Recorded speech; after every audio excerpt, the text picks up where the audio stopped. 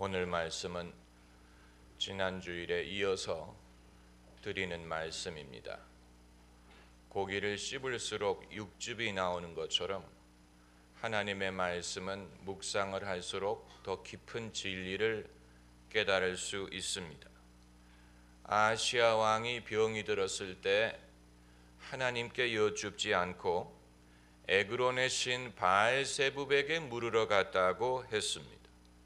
하나님은 그것을 언짢아 하셨습니다. 하나님이 없다고 생각하는 것뿐만이 아니고 다른 것으로 하나님을 대신하려고 하는 것에 대하여 하나님은 언짢아 하셨습니다. 성경에 하나님이 없다고 하는 자를 뭐라고 부르는지 아십니까? 미련한 자라고 부릅니다. 바보라는 뜻이지요. 하지만 그 이상으로 욕을 한다거나 비난하는 것 같지는 않습니다. 그것은 사람의 소신입니다. 그것은 무슨 수로 바꾸겠습니까? 아직 하나님을 만날 만한 기회가 없기 때문에 하나님이 없다고 하는 것이라면 그것을 바꿀 수 있는 분은 하나님뿐입니다. D.L. 무디는 19세기 미국의 위대한 전도자였는데 그가 한 번은 무신론 협회의 초청을 받아서 강연을 하러 갔습니다. 이 무신론자들이 웬만큼 자신이 없었다면 무디를 초청하지 않았을 것입니다. 그들은 무디의 연설을 듣고 반박할 수 있으리라고 생각을 했습니다. 그런데 무디는 그들이 기대했던 것 같이 하나님에 대해서 말하기보다는 인간에 대하여 말했습니다. 인간의 행복, 가족의 사랑, 미래에 대한 소망, 자녀에 대한 꿈, 이런 것을 말하면서 만일 하나님이 없다면 이 모든 것이 얼마나 허무하겠느냐는 말을 했습니다. 그리고 내 이 말을 듣고 예수 그리스도를 구주로 영접하기 원하는 사람은 앞으로 나오라 그랬더니 몇 사람이 앞으로 나가더랍니다. 그 중에는 우는 사람도 있었다고 합니다. 그걸 보고 무신론대 협회 회장이 엄청나게 화를 냈다고 하던데, 여러분, 자기 생각에 하나님이 없다고 생각하는 사람은 적어도 소신이 있는 사람이, 이 세상에 과연 그런 사람이 몇이나 될까 궁금합니다. 정말 하나님이 없다고 생각하고 자기 소신대로 사는 사람은 정직한 사람이고 용감한 사람입니다. 확신이 없는데도 믿는 척하는 사람보다는 적어도 더 정직한 것입니다. 그런데 문제는 하나님이 없다고 생각을 하기 때문에 하나님을 대신할 다른 것을 찾아가는 사람이, 아시아 왕이 이스라엘의 하나님이 없다고 생각했기 때문에 에그론의 바알세붑을 찾아간 것처럼 하나님이 없다고 생각해서 하나님을 대신할 그 어떤 것을 찾아가는 사람은 진리를 호도하는 것이요, 자기 손으로 우상을 만드는 것이요, 그리고 오리를 따라가는 것입니다. 하나님은 그것을 싫어하십니다. 지금 이 시대의 사람들은 어떤 것으로 하나님을 대신하려고 하느냐? 더 정확한 표현은 하나님이 없다고 생각하여 하나님의 없음을 무엇으로 대신하려고 하겠습니까? 첫째는 인본주의 철학으로 하나님 없음을 대신하려고 합니다. 요즘 서양에 새롭게 시작하는 인본주의 교회라는 것이 있습니다. 그들은 자기를 교회라고 부르지는 않지만 주일 아침에 모여서 노래도 부르고 묵상도 하고 강의도 듣는데 다 무신론자들이 주일 아침에 모여서 뭐를 한다는 것입니까? 하나님을 예배하는 것은 아니지만 그럼에도 뭔가 인생에 도움이 될 만한 것을 배우려는 것입니다. 특별히 자식들에게 인생의 가치관을 가르쳐 줘야 될 텐데 성경을 가르칠 수는 없으니까, 그럼에도 뭔가 이렇게 사는 것이 선한 것이고 이렇게 하는 것이 옳은 것이다라는 것을 가르쳐 주기를 원한다는 것입니다. 그렇기 때문에 인본주의 철학을 근거로 배우고 가르친다고 하는데, 철학자 사르트르가 말하기를 하나님이 없다면 모든 것은 허용된다고 했지만, 모든 것이 허용되는 것을 용납할 수 없는 이는 하나님이 아니고 인간이에요. 인간 스스로가 모든 것이 허용되는 것을 용납하지 못합니다. 짐승처럼 사는 것으로 돌아가려고 하지 않습니다. 인간답게 살 수 있는 이유를 찾으려고 합니다. 그 이유를 인본주의 철학에서 찾으려고 하는 것입니다. 그러니까 그들이 하나님이 없다고 생각하는 것을 인본주의 철학으로 대신하려고 하는 것입니다. 그리고 두 번째로 하나님에 대한 변론으로 하나님이 없다는 생각을 대신하려고 합니다. 이것은 아주 미묘한 것이고 분간하기 어려운 것이고 교회 내에도 존재할 수 있는 것인데, 이 말은 사람들에게 하나님을 보여주는 대신에 하나님의 부재에 대한 이유를 제시하려고 한다는 것입니다. 다시 말하면 하나님이 여기 계시다라고 소개하기보다는 하나님이 여기에 안 계시는 이유를 말하려고 한다는 것입니다. 그러니까 하나님 없음의 신학이라고 부를 수도 있습니다. 다만 교묘하게 위장을 했기 때문에 그렇게 보이지 않는 것뿐입니다. 우리가 하나님을 드러낼 수 있다면 사람을 설득할 필요가 없어요. 설득하지 않아도 사람들은 하나님을 믿을 것입니다.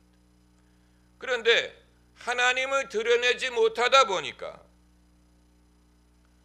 하나님을 드러내지 못하는 것뿐만이 아니고 하나님을 드러내는 것도 불가능하다고 믿는 사람들이 있습니다. 엄밀하게 말하면 하나님에 대한 믿음을 상실했습니다. 그래서 이 세상에 하나님이 역사하신다라고 믿지 못하고 기도를 들으시리라고 믿지 못하고 우리의 문제를 해결해 주시리라고 믿지 못하고 우리의 병을 고치시리라고 믿지 못하고 가르치지 못합니다. 그 대신에 뭐를 가르치느냐? 왜 하나님이 역사하지 않느냐? 왜 하나님이 보이지 않느냐? 왜 병이 낫지 않느냐? 왜 고난을 면하게 해주지 않느냐? 왜 기도가 응답되지 않느냐 하는 말로써 하나님을 대신하려고 합니다.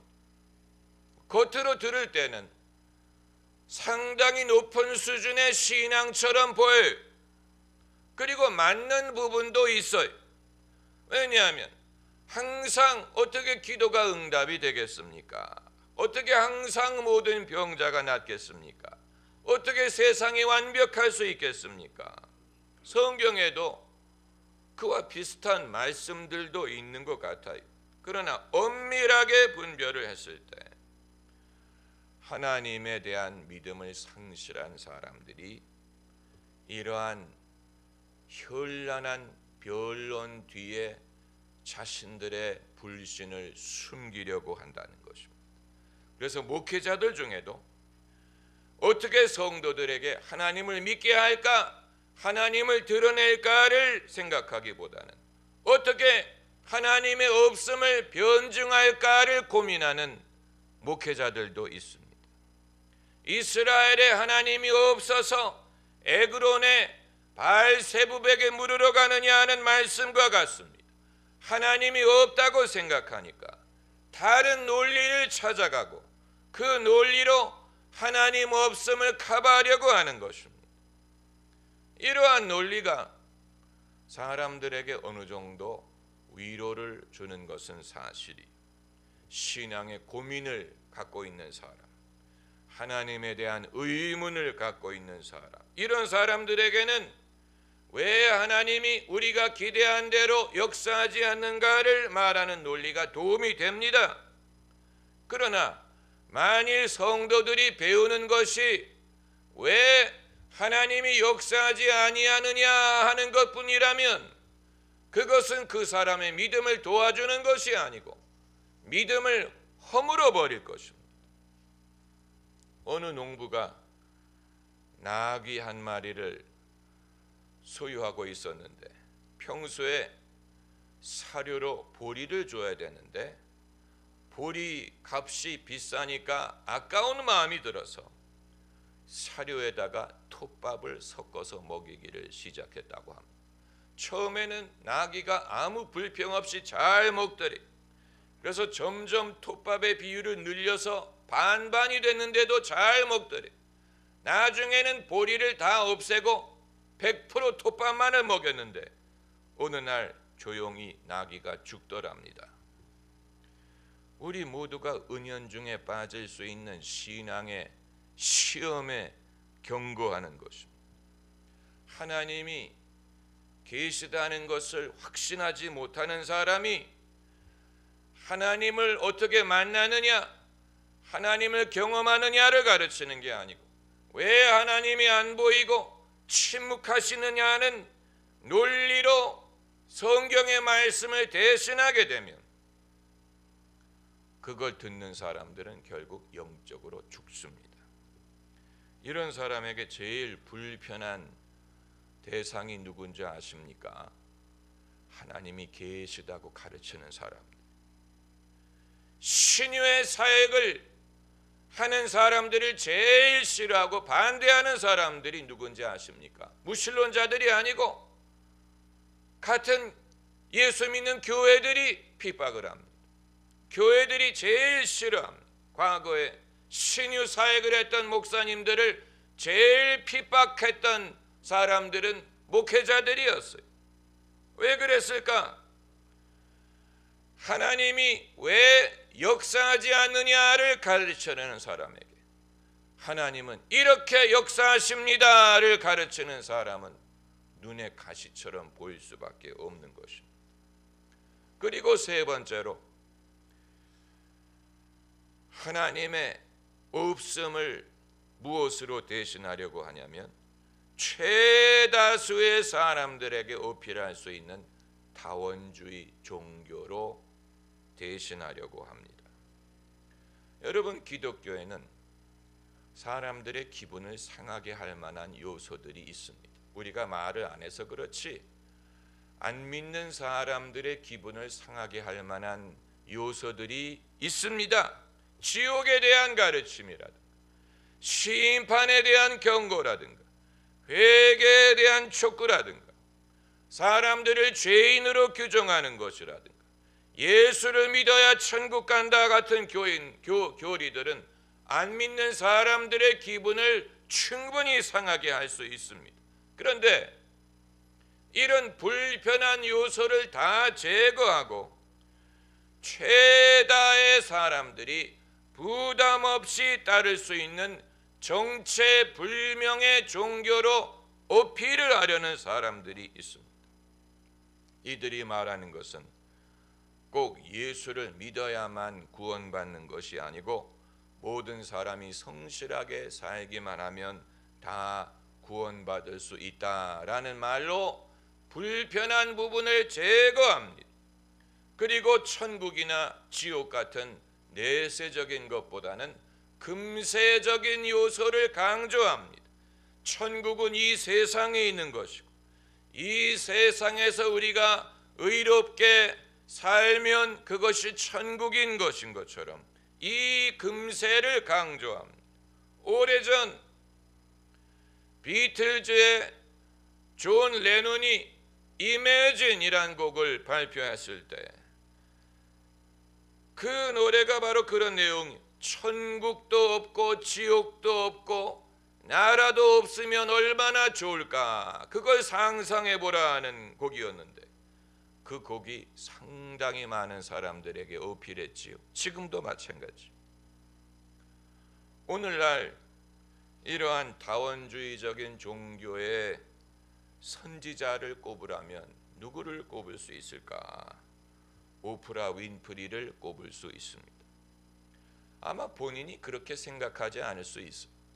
그러나 오프라 윈프리는 어느 종교 지도자보다도 더 많은 인기를 누리고 있는 인물입니다. 그는 연예인이 아니고 세상의 문제에 대하여 진지하게 그 해결책을 제시하려는 철학자와 같습니다.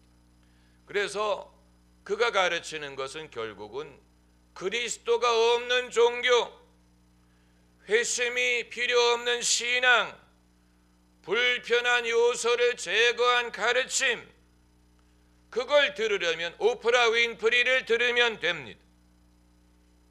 본인은 아마 그 사실을 의식하지 모를 수 있어요. 그러나 그는 이 시대에 가장 인기 있는 선지자로서 자리를 매김하고 있고 그 뒤를 바짝 쫓는 인물이 조엘 오스틴 목사입니다. 그는 기독교인이에요. 그러나 그의 가르침은 이 시대 사람들에게 부담 없이 어필하는 가르침, 더 나은 나가 되기 위하여. 무슨 말입니까? 더 나은 나, 성공적인 인생의 비결, 이런 기독교를 가르치는 것인지 자기 개발 철학을 가르치는 것인지 헷갈립니다. 이런 가르침은 부담이 없고 사람들이 고민하는 부분에 대한 해답을 제시하고 사람의 가려운 부분을 긁어줍니다. 그런데 문제는 예수님과 하나님을 말하는 것 같지만 양념 역할 말을 한다는, 거기에서 예수님을 떼내면 그 가르침이 바뀔 것이냐? 아니에요. 예수님을 떼내도 그 가르침은 아마 별로 변하지 않을 것입니다. 별 차이를 사람들이 느끼지 않을 것입니다. 여전히 사람들에게 어필할 수 있습니다. 그러나 그것은 보리를 빼고 톱밥만을 먹이는 것입니다.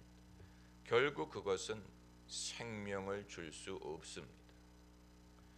다원주의 종교야말로 이스라엘의 하나님이 없다면 에그론의 바알세붑을 쫓아가도 된다는 것을 가르치는 것입니다. 이 길이 아니면 저 길로도 된다. 굳이 이 길을 주장할 필요가 없다. 이것이 다원주의 종교예요. 그렇다면 아마 여러분이 저에게 물어보고 싶은 게 있을 것입니다. 목사님은 하나님을 제시할 자신이 있어서 그런 말씀을 하십니까? 그런 자신이 있기 때문에 하나님을 제시하는 게 아니고 그게 진리이기 때문에 제시하는 것입니다. 하나님은 우리가 임의로 남에게 드러낼 수 있는 분은 아니에요. 그러나 예수님이 하나님을 드러내라고 하지 않고 이 복음을 전하라고 했고 양을 먹이라고 했고 그리고 믿는 자에게 표적이 따르리라고 하셨죠. 마가복음 16장에 제자들이 나가 두루 전파할세 주께서 함께 역사하사 그 따르는 표적으로 무엇을 확실하게 증거하게 하시니라? 말씀을 확실하게 증거하게 하셨다고 했습니다. 그러므로 주의 종의 역할은 주님의 말씀을 충실하게 전하기만 하면 됩니다. 그러면 주님이 함께 역사하셔서 표적이 따르게 하시고 그 표적으로 그 말씀의 진리를 확실하게 하십니다. 다시 말하면 하나님을 제시하는 것은 아니지만 성도님들이 하나님을 경험할 수 있는 기회를 최대한 제공하면 됩니다. 나머지는 주님이 알아서 하십니다. 주님이 하시는 일. 하나님을 드러낼 수 있는 분은 하나님뿐이에요. 하나님만이 당신을 드러내십니다. 그러나 하나님은 그 일을 하기를 원하시고 우리는 하나님이 그 일을 하시도록 해드리기만 하면 됩니다. 그것이 교회의 역할이에요.